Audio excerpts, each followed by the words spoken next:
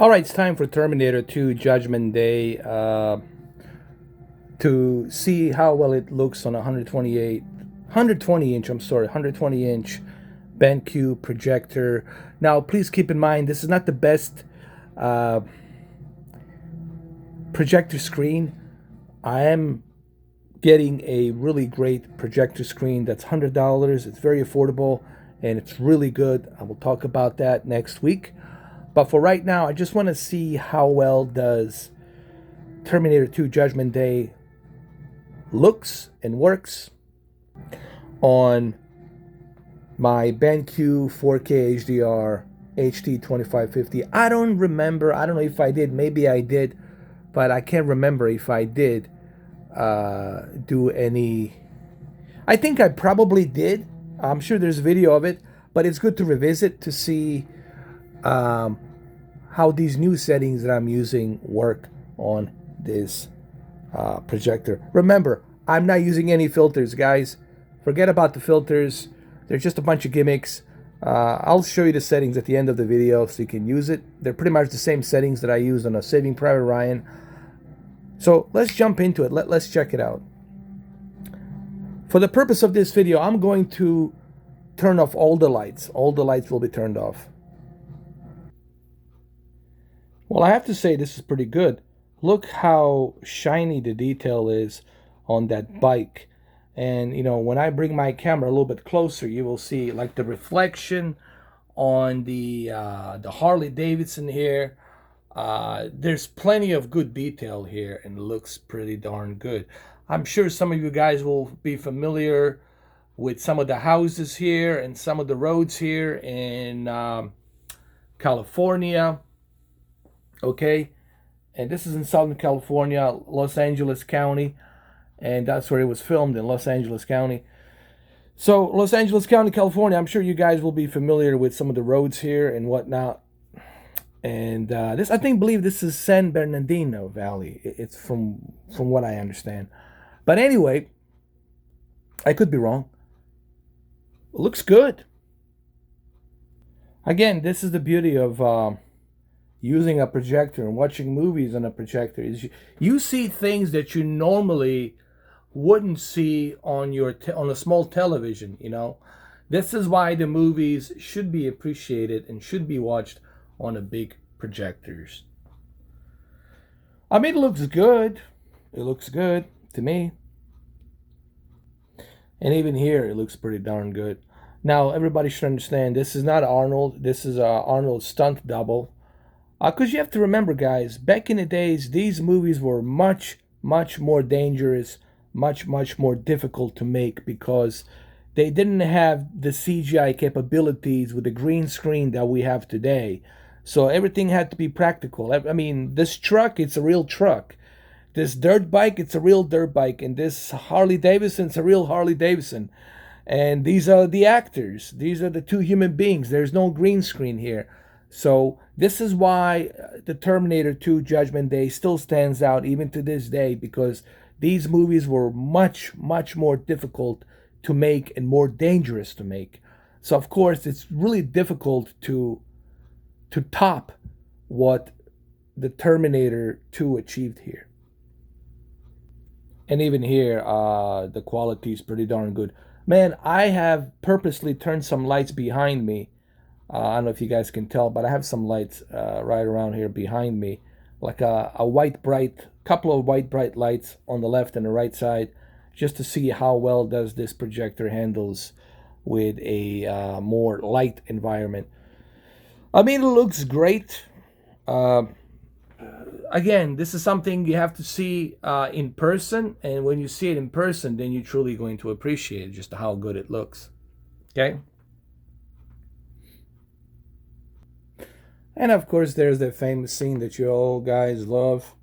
Look, man, it looks great. Again, it's difficult for my camera to depict this, but you clearly can see the colors popping out, especially when there's like a big explosion. You can see the reflection right here.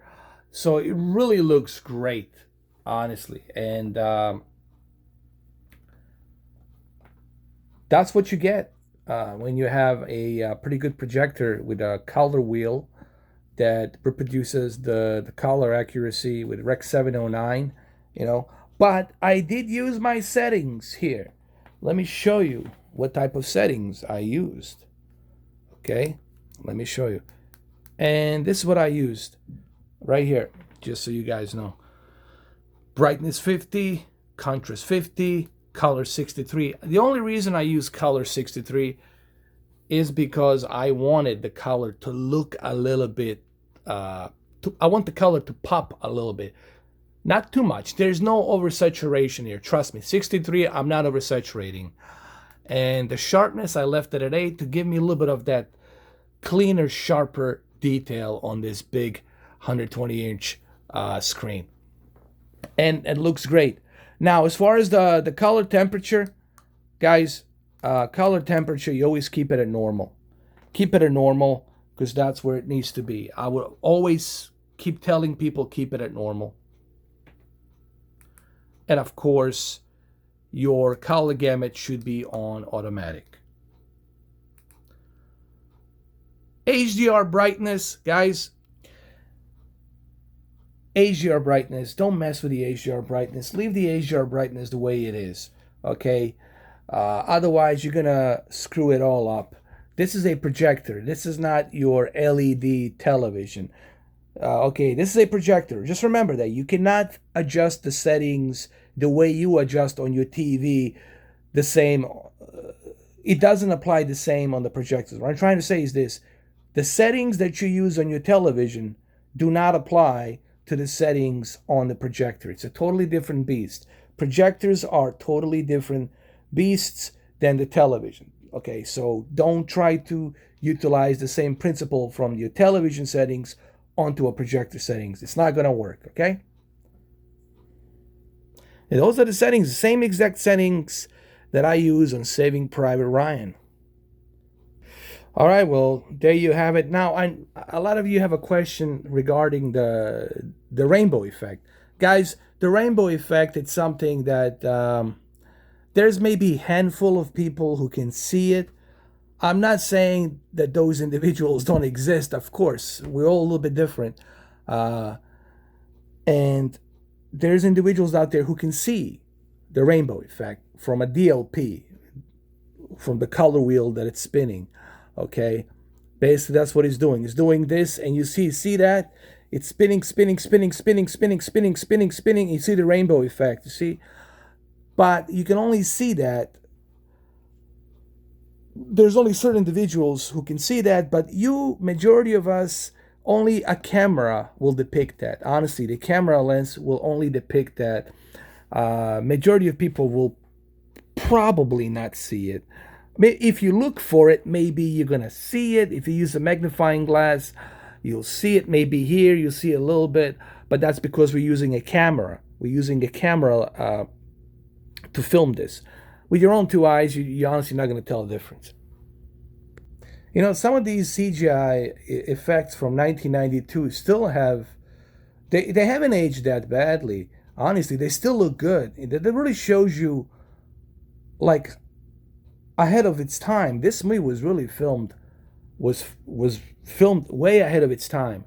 Just like I believe Avatar was filmed way ahead of its time. And that's why it takes a long time for, you know, James Cameron to make the movie, because he really wants to make something that you're going to remember for quite a long time. Well, anyway, there you have it, guys. I hope you enjoy this. Remember, this will only work for BenQ HT-2550. I will do a separate video on those budget 1080p, 720p projectors. I will test these movies on the budget projectors. Don't worry. I'm just doing this for those of you who still have a BenQ HT-2550 4K HDR projector. Well, there you have it. Straight from Apple TV 4K. I hope you enjoy this. Thank you for watching.